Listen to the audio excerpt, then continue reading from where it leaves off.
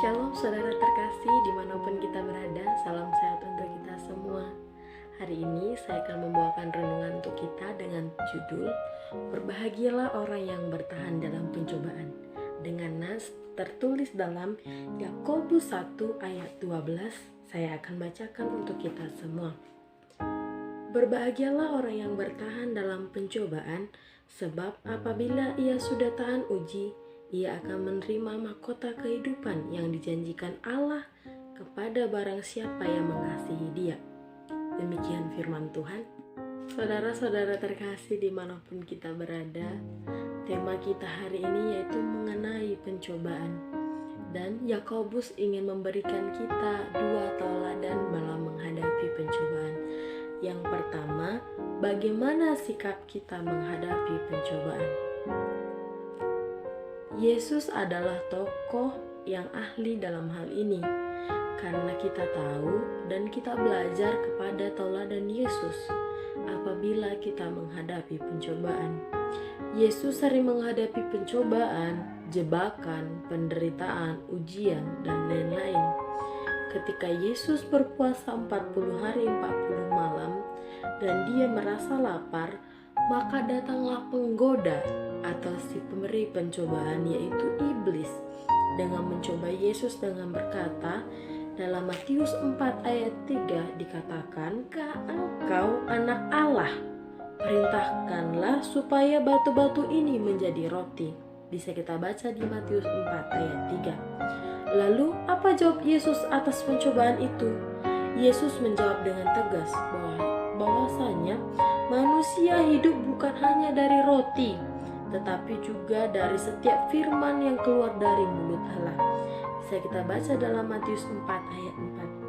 Dan hal ini juga ditegaskan dalam Ulangan 8 ayat 3. Dikatakan di sana,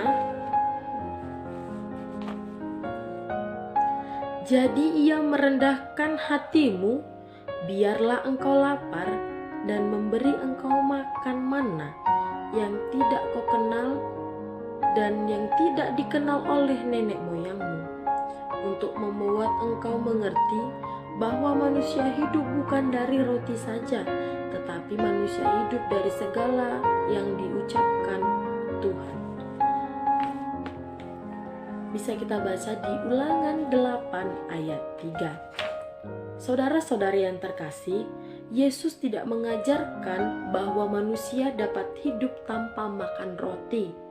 Yesus mau menegaskan kepada kita bahwa manusia bukan hanya hidup dari roti atau uang.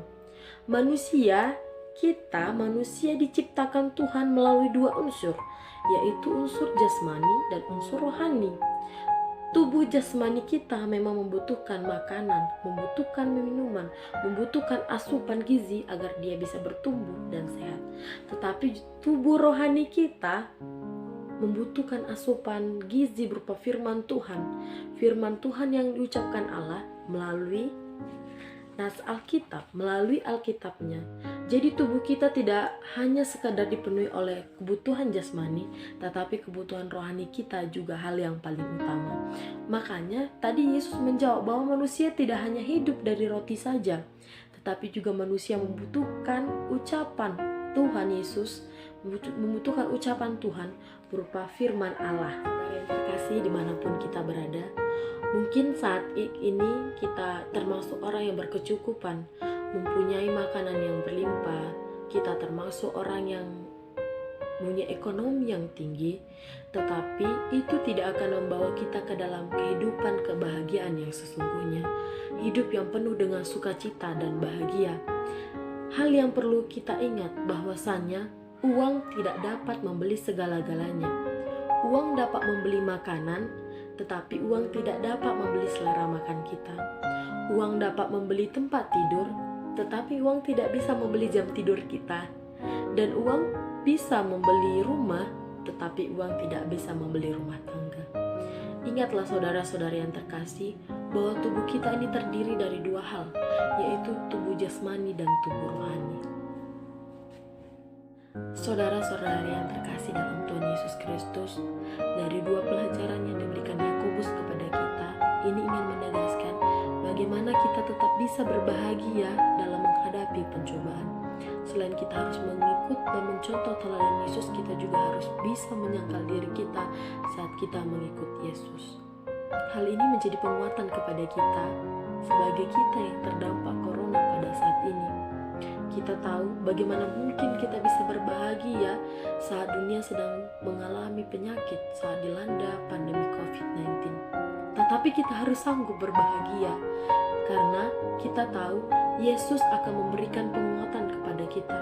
Tangannya tak akan terlambat untuk menolong kita. Walaupun badai berlalu, walaupun badai bergulir, lingkup pikuk hidup kita tidak akan kita terlepas dari kuasa Yesus yang menyelamatkan kita. Asal kita yakin dan percaya dan kita selalu mengikuti protokol kesehatan, kita yakin dan percaya itu tidak akan terdampak pada kita.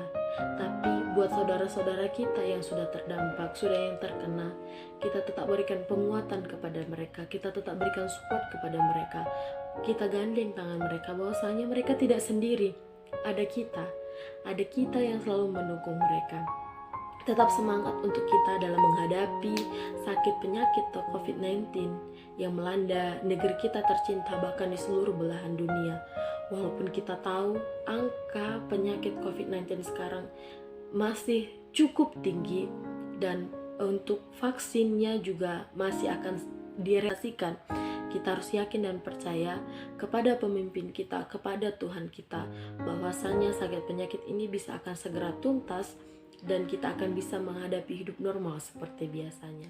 Saudara-saudari yang terkasih, kiranya berbahagialah kita dalam menghadapi segala pencobaan dalam hidup kita, baik perkara kecil maupun perkara besar.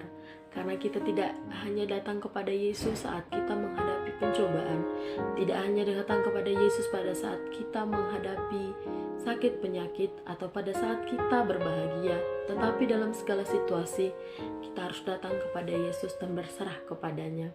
Kita tahu sangat sulit berbahagia dalam penderitaan atau pencobaan tersebut, tapi Tuhan Yesus selalu memampukan kita dimanapun kita berada. Amin. Kiranya renungan ini menjadi betul-betul bisa menjadi penguatan bagi kita yang terdampak COVID-19 dimanapun kita berada. Shalom, salam sehat untuk kita.